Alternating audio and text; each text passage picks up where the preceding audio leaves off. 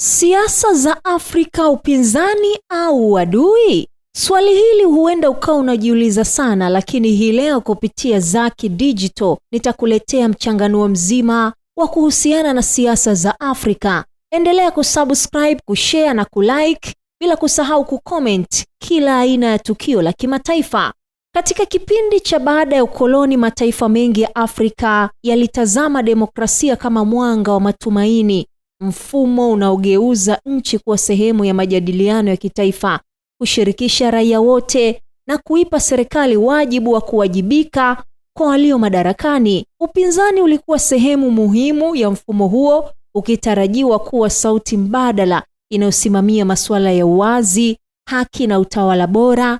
Kwa dhana hii, uwepo wa upinzani haukutazamwa kama uadui, bali kama sehemu ya kiini cha demokrasia yenye afya. Lakini safari ya siasa za Afrika imekuwa tofauti na matumaini hayo. Katika nchi nyingi, upinzani umegeuzwa kama tishio linalopaswa kuzimwa badala ya kuwa mshirika wa maendeleo. Kwa mwanasiasa wa upinzani katika maeneo mengi ya bara, kuingia katika siasa ni sawa na kuweka maisha rehani.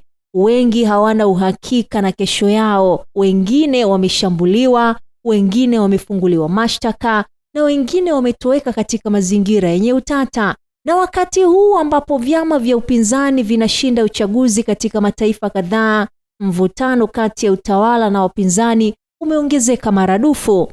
Hapa tutachunguza hali ya upinzani barani Afrika, namna ambavyo inaibua maswali, hususan swali kuu tunalojiuliza hapa: siasa za Afrika, upinzani au uadui? Athari za kisiasa kwa wapinzani katika nchi nyingi za Afrika zimekuwa nzito, zenye historia ya kukamatwa, kushambuliwa, kufunguliwa mashtaka yenye utata.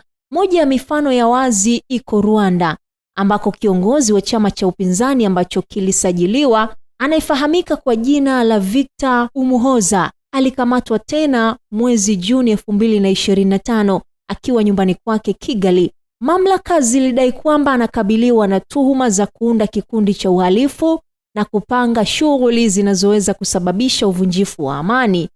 Umuhoza, ambaye tayari amewahi kufungwa kwa miaka takriban 8 kati ya mwaka 2010 mpaka 2018 kwa tuhuma ambazo mashirika ya haki za binadamu yalitaja kama za kisiasa, alikuwa anahudhuria kesi inayowahusu wanachama wa chama chake. Hata hivyo, serikali ya Rwanda inashikilia msimamo wake kwamba amefanya makosa na haonewi. Hali kama hiyo imewahi kushuhudiwa nchini Uganda kwa muda mrefu sana.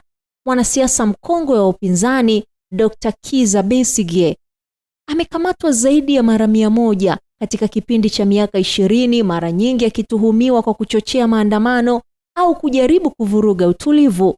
Uganda pia imeshuhudia anayoyapitia kiongozi kijana wa upinzani Robert Kyagulanyi maarufu kama Bobi Wine, ambaye amekamatwa mara kadhaa, na mara nyingi polisi walivamia ofisi za chama chake wakidai kuwatafuta wahalifu, hatua ambayo wachambuzi wa kisiasa walitaja kama jitihada za kudhibiti upinzani.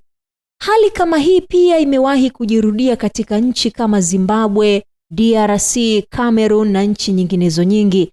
Katika mifano yote hii, mtazamo mmoja unajitokeza: katika nchi nyingi za Afrika, tofauti za kisiasa zimegeuzwa kosa na upinzani umepewa nafasi ya uadui wa serikali badala ya mpinzani wa kisiasa. Ingawa upande wa serikali kwa nchi zote wakati wote wameeleza hawaonei wapinzani, wanafanya makosa ambayo yanawatia matatani. Uhusiano kati ya utawala na upinzani katika Afrika mara nyingi umejengwa juu ya uoga na kutokuaminiana. Katika baadhi ya nchi, chama tawala hujiona kama chama pekee halali, na mkosoaji wa serikali huchukuliwa kama hujuma dhidi ya taifa. Matokeo yake ni mazingira ambayo upinzani hauonekani kama sehemu ya mustakabali wa taifa, bali kama tishio linalopaswa kudhibitiwa. Dunia nyingi zenye demokrasia imara zimejenga utamaduni wa kuheshimu upinzani kama sehemu muhimu ya utawala. Nchini Uingereza kwa mfano, kila wiki waziri mkuu hukabiliwa na maswali ya moja kwa moja kutoka kwa kiongozi wa upinzani, lakini kwa Uingereza husikii upinzani unapitia maswahibu ya aina yoyote ile ambayo anapitia wapinzani wa Afrika. Muhimu serikali na upinzani kuhojiana kila wasaa, ili kuwa na mwelekeo mmoja kama taifa na kuondoa hofu ya upinzani ni uadui. Nchini Marekani, licha ya mgawanyo mkubwa wa kisiasa, matamshi ya ukosoaji hayatafsiriwi kama misingi ya kufungua mashtaka ya jinai. Bunge na mahakama zinatoa nafasi kwa hoja tofauti, na upinzani ni sehemu ya mchakato wa kutengeneza nchi. India ni taifa kubwa la kidemokrasia, limejenga utamaduni wa wanasiasa kukosoana hadharani, lakini kushirikiana katika masuala ya kitaifa yote, ikiwemo ya maendeleo na usalama wa taifa. Upinzani umepewa nafasi bungeni, ama wawe na hoja kali kwa serikali ama laini, haijalishi, na hata mchakato wa kutengeneza sera unajumuisha maoni ya pande zote. Afrika inaweza kujifunza kutokana na mifano hii kwamba kuheshimu upinzani si udhaifu wa serikali bali ni nguvu ya utawala wa kisiasa. Lakini pia upinzani huheshimu mamlaka, inaonyesha ukomavu wa kisiasa. Demokrasia ya kweli inaishi kwa uwepo wa hoja mbadala na sio ukimya.